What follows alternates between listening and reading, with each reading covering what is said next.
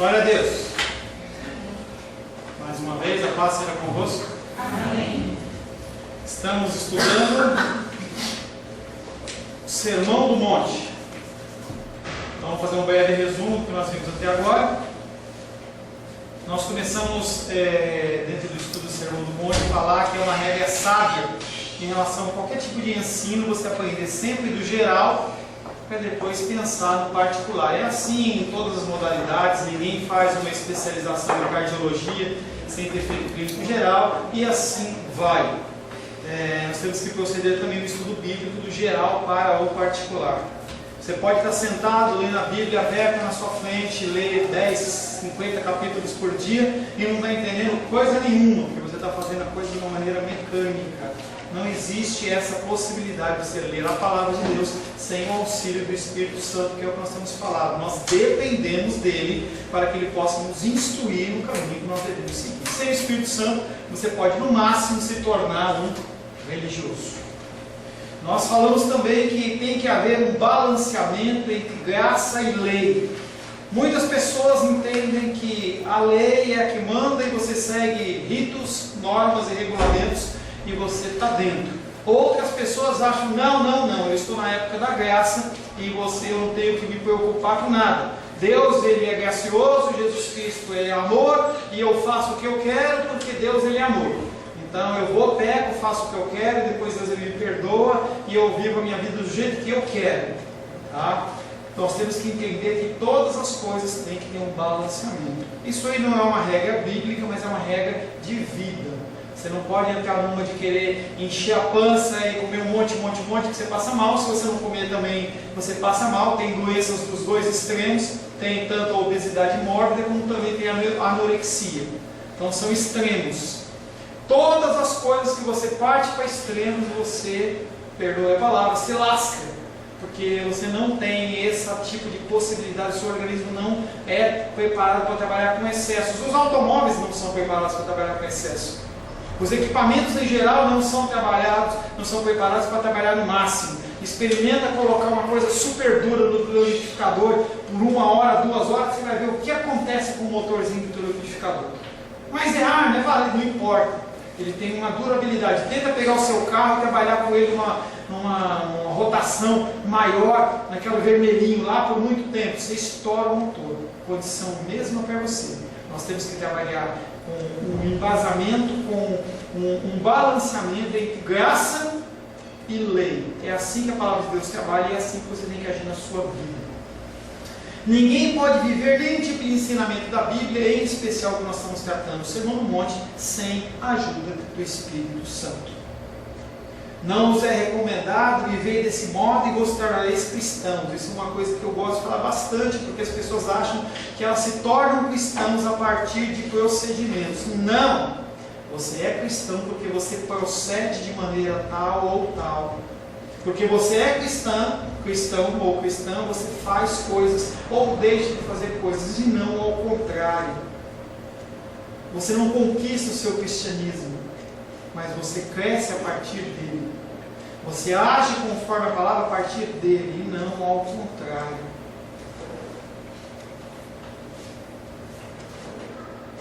O Sermão do Monte é a aplicação prática da palavra na vida cristã. E quando o mundo vê um indivíduo que é um crente autêntico, não somente se sente condenado e também se sente atraído por ele, e isso parece um paradigma. A pessoa, quando vê um cristão autêntico, vê você realmente falando das coisas de Deus, ela se sente incomodada com você. Ela sente vontade de dar uma moqueta na sua orelha, mas da mesma maneira ela não consegue largar de você. É uma atração que não procede do homem, mas é uma atração espiritual. A pessoa, apesar dela ter conceitos no coração dela, ela sabe que o que a pessoa está falando está certo.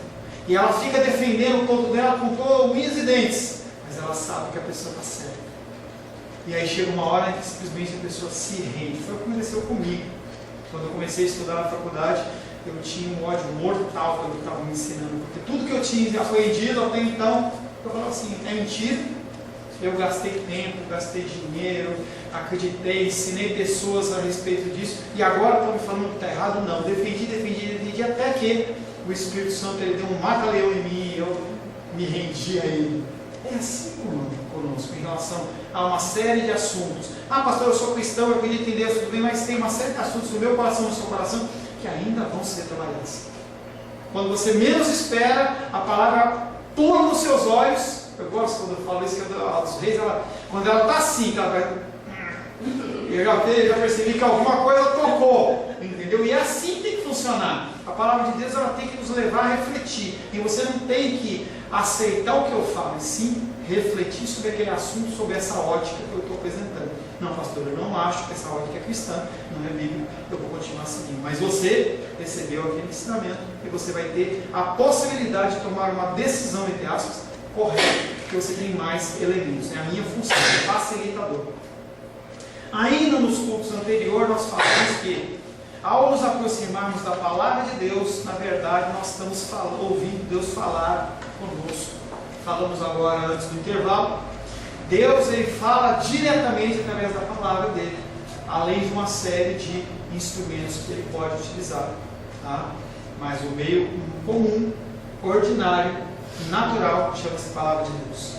Importante repetir que devemos tratar do Sermão do Monte como um todo e não fracionado em suas afirmativas, que foi aquele problema que você levantou. Quando você extrai versículos da Bíblia para respaldar o seu pensamento, sem você olhar o contexto que está sendo abrangido ali, você é equivocado.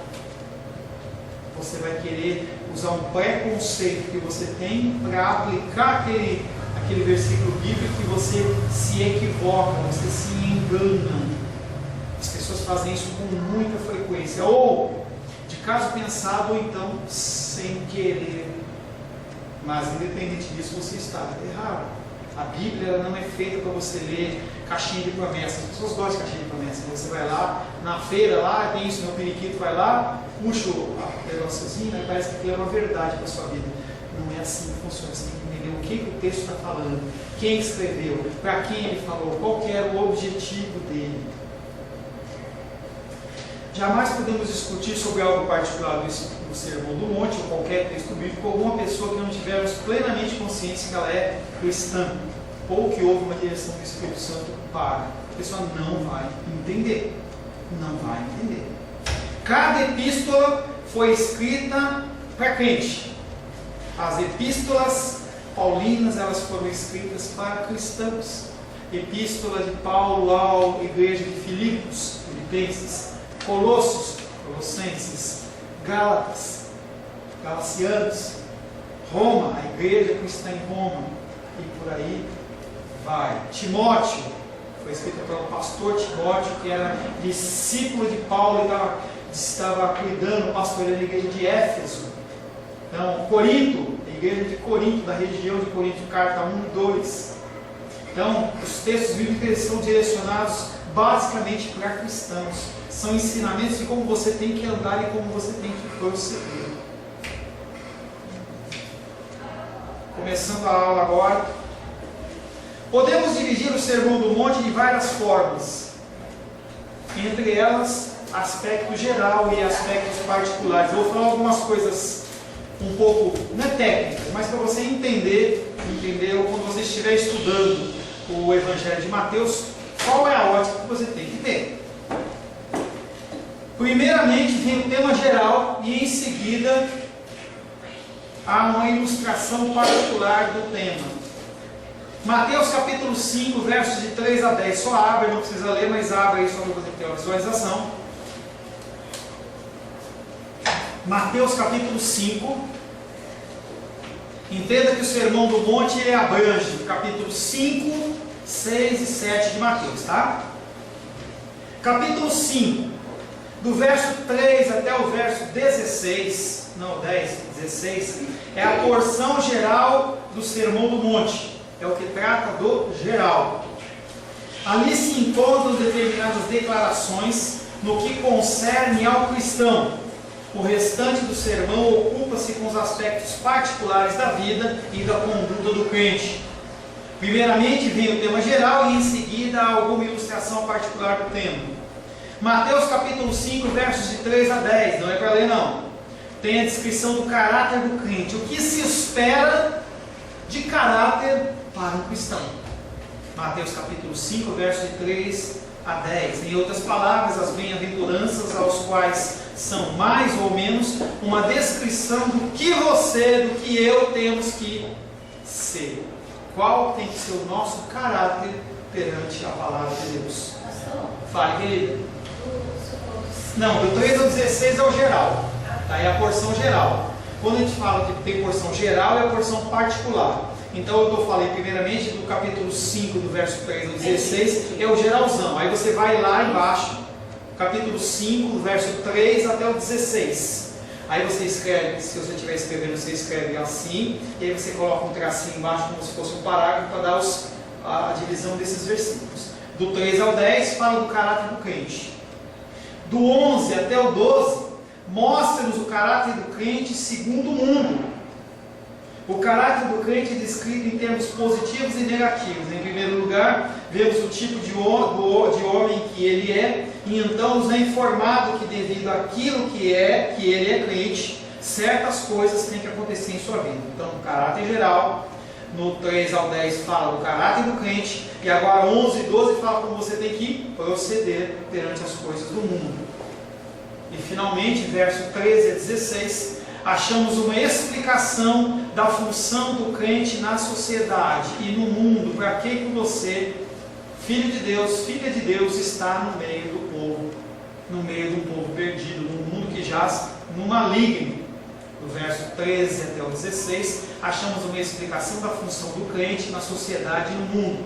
E essas descrições do crente são enfatizadas depois do que são apresentadas de uma forma de exortação, e ele começa a olhar para você e chamar a tua atenção. Você deveria agir dessa maneira, mas você está agindo. E aí nós vamos ter alguns exemplos no decorrer. Tá? Nós falamos de geral, agora nós vamos falar uma coisa particular. Mateus capítulo 5, do verso 17 ao 48. Vemos o crente diante da lei e os seus requisitos. Então você é colocado de frente com a lei e o que você tem que fazer. Há uma descrição, dentro desse texto ainda, há uma descrição geral da retidão do crente. O que é ser reto? Segundo a ótica cristã. É o que eu acho, o que eu aprendi dentro do meu conceito moral, ou o que a Bíblia diz. O que é ser reto? Em seguida, somos informados acerca do relacionamento entre o crente e questões como homicídio, adultério e divórcio. Ele começa a falar como você tem que agir e se proceder em relação a assuntos como esse. No próximo, na sequência, como o crente deve falar. Será que você pode falar o que você quer? Como você quer? O crente fala palavrão? O crente mente? O crente sai descambelado falando o que ele quer? Em seguida, aprende como o crente ele deve falar. Então você já começa a sentir que nós vamos mexer em algumas feridinhas que nós temos. Depois disso, lê-se sobre a posição relativa à questão inteira da retaliação e autodefesa, bem como deve ser a atitude do crente para com o próximo. Alguém deu um tapa na sua cara, você faz o quê? A pessoa te roubou, faz o quê? A pessoa pediu emprestado para você e não te devolveu, o que você faz? O Senhor já está falando sobre isso. Você pode faltar nessas aulas, para você não saber, tá? É complicado quando a gente tem uma coisa que a gente ama, uma coisa que a gente trabalhou para conseguir, aí a pessoa vem e pede emprestado e não te devolve, dá uma raiva. Dá raiva. E a palavra de Deus diz que se você emprestou algo para alguém, eu tenho uma dificuldade enorme com isso. Se você emprestou alguém, alguma coisa para alguém, entenda que é como se tivesse dado. Entendeu? Não se amargure, porque senão você fica naquela. Eu lembro que eu não emprestei para alguém, mas eu prestei um serviço para alguém lá em São Paulo, um pseudo-cristão, e aí a pessoa deu um tombo na gente em R$3.000, e eu fiquei com o coraçãozão amarguradíssimo, porque eu confiei no cara que ele ia me pagar, não pedi entrada, não pedi nada, entendeu? Fiquei com aquele amargo, e eu fiquei no meu coração ligado, eu ficava olhando para o telefone. Eu perdia horas no dia olhando para o telefone e pensando, falo, não falo, ligo, não ligo, e escreve, entendeu? Vou brigar, não brigo. Gente, e é uma luta para você desapegar, o LX, uma luta para você desapegar, entendeu? E falar assim, não, o senhor está no controle, deixa, mas daqui a pouco você corre lá e pega de novo, entendeu? E você vai, é um exercício. entendeu? Até que você consiga realmente liberar o seu coração. O princípio em tudo isso é que o crente é alguém preocupado primordialmente com o espírito e não com a letra. Entenda que a letra, a lei, ela tem a sua validade, falei antes, estaria sendo contraditório. Você tem que prestar atenção na letra, mas sob a ótica do espírito. O que a letra está dizendo? Segundo o espírito. Essa tem que ser o seu objetivo de vida. Ler a palavra de Deus segundo a ótica do espírito e não segundo a ótica do que o papai ensinou, do que a mamãe ensinou, do que você já acreditou, do que a religião já te falou, do que pessoas já te falaram, mas o que o Espírito Santo quer falar com você a respeito daquele texto. O grande erro dos fariseus e seus escribas é que eles estavam interessados somente no mecanismo envolvido na questão. O ponto de vista cristão da lei ocupa-se com aspectos espirituais, interessando-se pelos detalhes somente naquilo em que eles são uma expressão do Espírito. Você não é um ser natural nem carnal, você é um ser em essência espiritual. Esse invólucro de carne seu, ele é temporário, mas a sua essência é espírito. O Senhor, quando colocou Adão no jardim do Éden, ele colocou como uma representação espiritual dele na terra. E nós temos que buscar agir como espirituais. É por isso que quando nós nos deparamos em questões financeiras, por exemplo, a nossa carne grita, porque ela está vendo, fulano tem um carro, fulano tem uma casa, pessoa tem viagem, tem isso, e você fica naquele conflito: eu vou buscar coisas espirituais ou vou buscar coisas naturais? Se eu abandonar, eu morro de fome. Se eu me preocupar demais, eu não tenho gastrite. Onde eu fico? É o balanceamento, tá?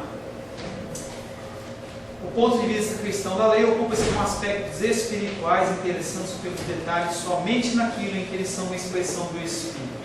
Isso é desdobrado na forma de determinado número de exemplos e ilustrações particulares. O Sermão do Monte, ele nos dá exemplos. Não é alguma coisa simplesmente teórica, mas ele faz de coisas práticas. Sempre que você estiver ensinando alguém, use de exemplos práticos para que a pessoa entenda mais facilmente. O capítulo 6 inteiro relaciona-se, lembra que ele está falando 5, que ele falou agora o 6. O capítulo 6 inteiro relaciona-se à vida do crente diante de Deus, em ativa submissão a Ele, em total dependência dEle. É a fé como de uma criança.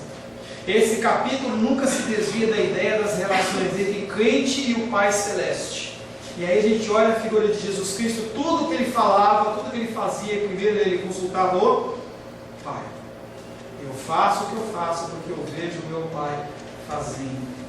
Tomemos, por exemplo, o primeiro versículo: guardai-vos de exercer a vossa justiça diante dos homens, com o fim de seres visto por eles. De outra sorte não tereis galardão junto do vosso Pai Celeste. E aí ele está falando do teu procedimento em relação às situações.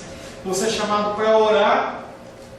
Você ora para Deus ou você ora para aparecer as pessoas?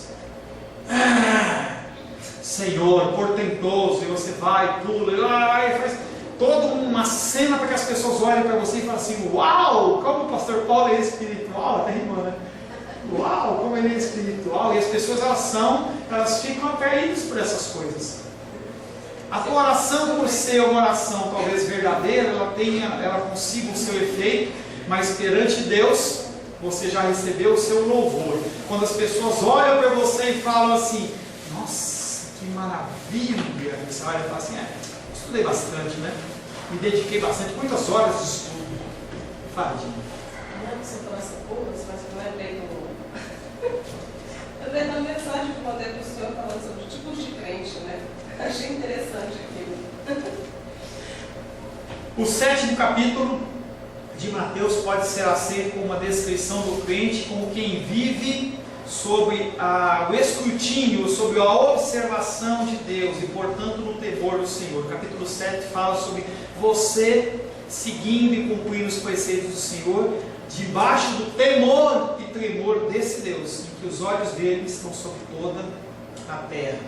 E aí tem vários que falam: não julgueis para não sejais julgados, entrai pela porta estreita, Acautelai-vos dos falsos profetas. Nem todo que diz Senhor, Senhor entrará no reino dos céus, mas aquele que faz a vontade do meu Pai que está nos céus. O crente é comparado ao homem que está edificando uma casa e sabe que ela será submetida a um teste de resistência. Tudo que você constrói na terra, no dia do Senhor, ela vai ser passada pelo fogo. E aí a história melhor que eu posso dar para você, já falei, a história dos 3 porquinhos. Todo mundo conhece a história dos 3 porquinhos. Os porquinhos, eles andavam, pulando, dançando, e tinha um porquinho que foi construir sua casinha, construiu a casinha de palha, de feno. Aí o outro porquinho foi lá e construiu a casa de madeira. E o outro porquinho foi lá e construiu de cimento e tijolo. O lobo mau veio e parou na frente da casa do porquinho e falou: porquinho, sai, para a gente brincar. E aí o porquinho falou assim: não, se você me come. E aí ele falou: vou soprar. E ele soprou e a casa caiu no chão. Aquele porquinho saiu correndo e foi para a casa do porquinho de madeira, da casa de madeira. Mesma coisa, a casa caiu no chão e eles foram para a casa do terceiro porquinho, que era bem edificada, com alicerce. Aquela casa não caiu. As coisas que você vive, que você constrói no dia do Senhor vão ser filtradas à ótica de Deus. O que você fez por Deus ou pelo seu coração ou pela sua vontade? Senhor, Senhor, nem todo aquele que fala Senhor, Senhor entrará no reino dos céus. 4 princípios importantes. Ainda dando umas características ainda. O crente é uma pessoa que deve ter a preocupação de observar a lei de Deus. Sim ou não? Sim, nós temos que observar a lei de Deus. Se não estamos debaixo da lei, nem por isso somos dispensados da observância dos seus princípios. Os princípios, eles estão lá, eles são verdadeiros, eles não passaram. Não estou falando de princípios doutrinários do tipo vestes sacerdotais, sacrifício de bichinhos, não estou falando disso. Então, sobre os princípios que o Senhor orienta que a gente vai viver. O apóstolo Paulo, em sua epístola aos Romanos, escreve: a justiça da lei deve ser cumprida por nós. E eu falo bastante com vocês, é a nossa responsabilidade humana. Você tem que cumprir as coisas. O crente é sempre alguém cuja preocupação é viver e guardar a lei de Deus. E no Sermão do Monte nós vamos ser relembrados em relação a isso. A palavra de Deus, ela é verdadeira, ela não passou, e nós temos que preservá-la e gravá-la nos nossos corações. Lemos um texto de Abacuque no módulo anterior lá da fé, que fala assim que Deus mandava ele escrever em letras grandes e em pedra, para que as pessoas possam ver enquanto passam correndo. Você tem que ter os princípios gravados no seu coração. Perante as situações da sua vida, você tem esses princípios como referência. Segundo princípio envolvido, importante: o crente é uma pessoa que vive consciente de que está na presença de Deus. Você está na presença de Deus em todos os momentos. Não há um lugar que você pode se esconder. Não, você pode ir, o salmista fala que você pode ir na mais profundeza, você pode ir no mais alto céu, você pode ir em qualquer lugar, não tem como você se esconder de Deus. Você está sempre na presença de Deus. Pastor, Deus está comigo quando eu estou peladão. Deus, ele está com você quando você está peladão. Em qualquer situação, Deus está presente. O mundo não vive na presença de Deus, porque o mundo jaz no maligno. E essa é uma das notáveis diferenças em quem é crente e quem não é crente. Quem não é crente acha que pode pecar escondido. Se você fizer algo escondido e ninguém souber, está tudo bem.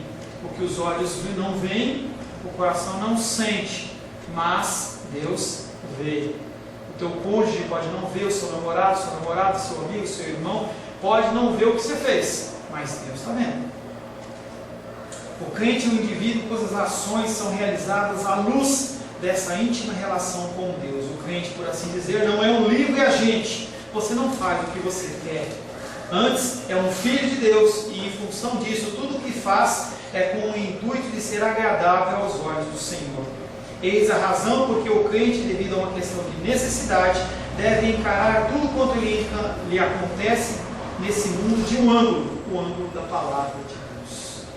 Pastor, mas tem momentos que eu erro, tem momentos que eu ajo errado. Sim, você está aprendendo. Mas a partir do momento que você aprendeu o conceito bíblico, você não deve andar mais naquele erro. Provavelmente, se você fizer isso, você não é um filho, você não é uma filha. Se você entendeu que a coisa está errada e mesmo assim você decide fazer, Você pode ter o conceito religioso, mas ela não está gravada no teu coração. Terceiro, o crente não vive preocupado com coisas, e aí vai ser complicado isso aqui. O crente não vive preocupado com coisas como alimentação, bebida, moradia e vestuário. A palavra de Deus diz: por que você anda angustiado com as coisas terrenas? Não está dizendo que é para você sentar na rede e esperar cair dinheiro do céu, mas está dizendo que você tem que confiar em Deus, confiar na sua palavra, fé como uma de uma criança. Não é que ele pense que essas coisas não têm valor, mas é que elas não ocupam um lugar central na sua vida, e aí já te dá uma luz. Não é que você não tem que trabalhar, mas sim que você não pode trabalhar para viver, no sentido de aquele desespero, e você não tem tempo para nada do Senhor. Fale, irmão. Tem até uma história engraçada com relação a isso. Eu tenho uma amiga, Maria Júlia, a gente foi para a chácara da tia dela e todo mundo sentado à mesa. Ela virou pro marido e ela não era crente. Virou pro marido e falou assim: amor, o gás acabou, tem que comprar, né? Porque a gente está com visita em casa, não sei o que. Ele: o Senhor vai mudar. Tipo assim, aquele tipo de homem que não faz nada. Aí ainda bem que Deus está no céu, né? Que aí quando ele mandar um bujão, que ele cai bem na sua cabeça. Glória a Deus, que Deus muda os nossos corações, né? Senão a amiga da Luísa estaria viúva hoje. Mas assim, nesse conceito de não fazer nada, porque ele sempre nessa: não, Deus vai mudar, Deus proverá. E aí ela não, acho que não. Gente, percebe que é extremo? O cara fala assim: olha, eu confio em Deus, aí eu acho que. Não é que não tem valor, tem valor sim. Alimentação, vestuário, transporte, tudo isso tem valor. Mas se você não for buscar o gás, ele não. Mas não é o centro, não é o mais importante. É isso que eu estou querendo colocar na sua cabeça. Você tem que raciocinar. A coisa mais importante é Deus. Você pode se matar com 3 empregos, e aí você acha que você está fazendo melhor para a sua família, você está formando crianças totalmente desestruturadas, que não tem um pai em casa, uma mulher totalmente mal amada, insatisfeita, e você acha que está fazendo o melhor e não está. Porque o mais importante é o amor. Não estou dizendo que você vai ficar debaixo da ponte casado, tá, Carol? Que não funciona dessa maneira, entendeu? Eu amo você e vamos para a ponte. Não funciona. Pode num momento assim, aquele momento de alusão assim. Uma semana não acaba. O pastor, quando Paulo diz: se você tem o que comer, o que vestir, é isso, né? Então, a passagem entra dentro desse contexto? Com certeza. O problema nosso maior hoje é que a gente vai aumentando as nossas necessidades e expectativas, e aí o que acontece? As necessidades do dinheiro são maiores. Além da inflação e toda essa dificuldade que a gente vê financeira, por que a gente não consegue viver com salário mínimo? Porque a gente precisa de outras coisas que já fizeram parte. Não estou falando que não é importante, gente. Estou falando de pessoas inteligentes. Mas se você não tiver um celular com um plano da TIM, se não tiver um iPhone, não tiver um Motorola, não sei das quantas, se você não tiver uma televisão tela plana, se você não tiver um carro que anda de 0 a 100 em 10 segundos, você vai morrer? Não, pastor, vai fazer uma falta enorme. Vai, mas você vai morrer? Não. E aí você vê que a gente vai acrescentando coisas. A gente acrescenta automóveis caríssimos que você tem manutenção, IPVA. Eu tenho carro, não estou falando de besteira, tá? Eu tenho que ter uma casa enorme, que tem que ter mármore, tem que ter não sei o que, eu tenho que investir nessa, eu invisto dinheiro naquela casa. Comida, você tem que comer o melhor. Investimento, eu só visto roupa de marca. Televisão, eu tenho que ter o melhor plano da NET, eu gasto 250, 300, 400 reais. Eu tenho que ter uma televisão fininha de pelo menos 40 polegadas, 50 polegadas. E você vai acrescentando coisas, aí o que acontece? Pressão. E a pessoa cada vez mais tem que ganhar mais. Aí o marido já não consegue mais, a mulher tem que trabalhar. Eu não estou falando que a mulher não precisa trabalhar, mas você vê que a gente vai acrescentando, e aí as coisas que são simples, que são, no final das contas, é comida, vestuário, moradia, as coisas básicas, elas começam a ficar tão longe, são coisas que são obrigação da gente ter. E a gente olha para as coisas que não são importantes e a gente começa esse julgo e a gente esquece que o importante é você ter o que comer, o que vestir Está tudo bem. Era assim que os homens antigos viviam. Não estou falando para você largar, vender suas coisas e ir para viver descalço. Tem religiões que a pessoa anda, entendeu? E que ela anda descalça, ela não tem jeito de ter um sapato. Não estou falando disso. Eu estou falando que você tem que se contentar com as coisas que você tem. Não no sentido de você não se angustiar. Porque tem momento que você está bem de vida, tem momento que você está menos bem ou pior de vida. E não quer dizer que você vai ficar angustiado, porque o importante é o que a Jenny falou. Você está com saúde? Você tem alimento? Tem vestuário? Vamos viver. Vai viver. O crente não vive preocupado com as coisas como a alimentação, entendendo que preocupado é uma pré-ocupação da sua mente. Pré-ocupação da sua mente. Não é o que ele pensa que essas coisas não têm valor, mas que elas não ocupam um lugar central em sua vida e não são as coisas para as quais ele vive. O crente sente-se um tanto desligado das coisas desse mundo e suas atividades. Por qual motivo? Porque ele pertence a um outro reino. Ele é um ser espiritual. Ele não precisa sair desse mundo. Nisso consiste o erro de outros cristãos. A pessoa acha que eu vou ser monge, então eu vou me isolar porque aí eu não tenho contato com nada. Não é esse o propósito do cristianismo. Você tem que ser luz no meio das trevas. Esse mundo jaz no maligno. O Sermão do Monte não nos recomenda sair desse mundo para vivermos a vida cristã, mas ensina-nos que nossa atitude é radicalmente diferente da atitude daquele que não é crente, em que as pessoas elas correm atrás das coisas desse mundo. Permita-me, João, dar um exemplo da sua vida. Se me permitir, vou falar. É coisa boa, não tem problema. Eu e o João, o João ele estava pedindo para a gente orar pelo problema do trabalho dele, estava com dificuldade dentro do trabalho dele lá. Estava num lugar onde não estava agradável e tudo mais, e ele pedia oração, e ele orava, entendeu? Buscando que fosse abençoado, entendeu? Com um outro lugar de moer.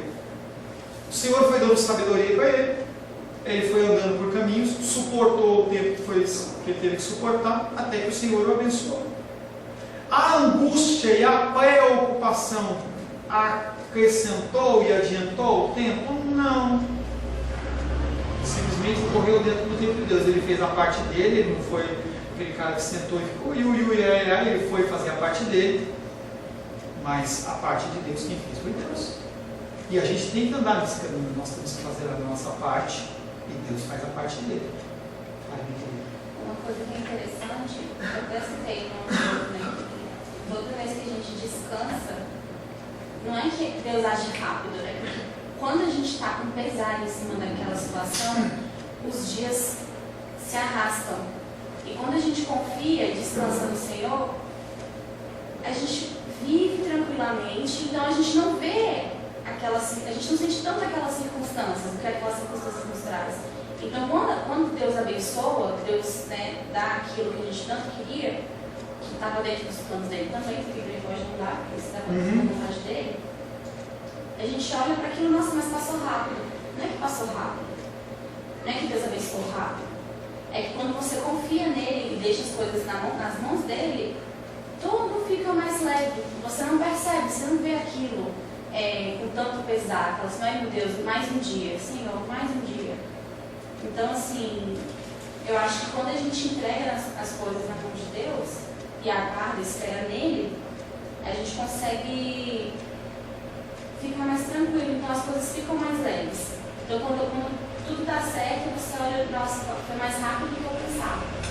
A palavra de Deus ela fala, não andeis angustiados e ansiosos por coisa alguma, antes apresentai-vos a Deus com orações, ações de graças. Então, e ele fala que o fardo que ele dá é leve. Quando você, com a fé de uma criança, entra na presença de Deus, Deus toma conta disso, e você realmente entrega esse fardo na mão do Senhor, o Senhor ele vai agir como lhe convém, e a vontade dele é boa, perfeita e agradável. Pode não ser a sua boa vontade, mas é a vontade dele. E aquela coisa que antes te era uma preocupação, passa a ser algo que você, como aquele exemplo que a gente deu na fé, você dá as mãos para o Senhor e fala, pelo caminho que o Senhor me direcionar, eu vou. O Senhor fala para Abraão: sai da tua terra e da tua parentela, e eu te mostrarei uma terra. O Senhor, ele olha e fala assim: confie, segura nas mãos de Deus, segura nas mãos de Deus, segura nas mãos de Deus, e fica parado assim, não. Ele vai, você se deixa levar. Amém, queridos? Acabou, Senhor. Acabou. A paz seja convosco. Meu nome é Paulo César. Eu sou pastor da Igreja Cristã Semente de Vida, aqui em Brasília, Distrito Federal. Me alegro que a palavra tenha te alcançado. A palavra faz isso. Ela alcança as pessoas aonde quer que elas estejam. E você foi agraciado com esta palavra. Não que eu tenha nada especial a te dizer. A palavra ela é suficiente e ela usa quem ela quer. E eu me alegro por ter sido um canal para poder te abençoar. Mas eu quero te dizer que não basta você ser um ouvinte. Não basta ser uma pessoa que se alegra quando você ouve a palavra de Deus. A vida ela é feita de decisões. Se você está ouvindo esta palavra hoje, eu creio que o Espírito Santo tem um propósito especial com você. Muito mais do que prosperidade, muito mais do que uma cura física, uma cura emocional ou espiritual, Ele quer te alcançar para a vida eterna. Nós investimos nosso tempo, nós investimos as nossas forças em coisas terrenas, mas o Senhor ele tem muito mais a oferecer. Ele tem sim para você a cura, Ele tem sim para você a prosperidade, mas Ele tem muito mais que isso. Submeta-se a um Deus que Ele é capaz de mudar e transformar a sua vida por completo. Creio que o Espírito Santo ele é capaz de tocar o teu coração. Quero pedir que você curve a sua cabeça. Senhor, em nome de Jesus, coloco na tua presença essa vida que ouve esta ministração, que ouve esta palavra. Pai, eu não tenho capacitação nenhuma, mas o teu Espírito ele é capaz sim de tocar nesta vida, gerar nela mudança, transformação, arrependimento, e que ela possa simplesmente bater no peito, convencendo-se que é pecadora e que precisa de um Deus salvador. Não há um caminho a ti, meu Deus, que não seja através de Cristo. E eu lhe peço, Pai querido, que você alcance essa vida e ele possa sim tomar uma decisão pessoal pelo Senhor, em nome de Jesus. Amém. Amém, meu querido. Amém, minha querida. Fico contente que você esteja ouvindo essa ministração até o fim. E peço que você não se limite a ouvir os cultos pela internet. Você procure perto da sua casa uma igreja, um lugar que proclame a palavra do Senhor. Eu oro para que o Espírito Santo te direcione nessa busca, porque muita coisa tem sido oferecida que não é o Evangelho. Eu abençoo a sua vida em nome de Jesus. Amém.